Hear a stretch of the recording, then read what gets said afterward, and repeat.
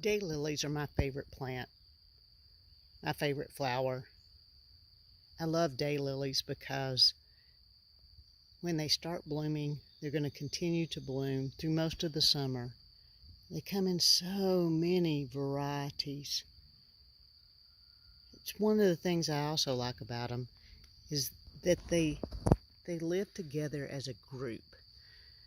The reason they're called daylilies is because each bloom will bloom a day, and then it's done.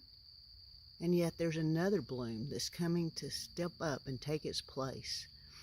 It's like life. Nature teaches us so many lessons.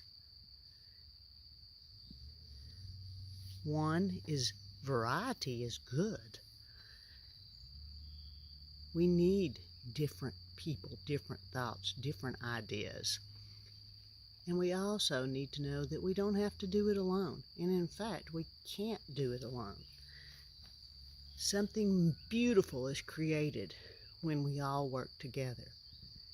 And another thing that daylilies teach me is that sometimes I do a project or an endeavor as best I can, and then I'm done, and it's time for somebody else to take up the place, the stand, to rise up and make a difference and create something beautiful.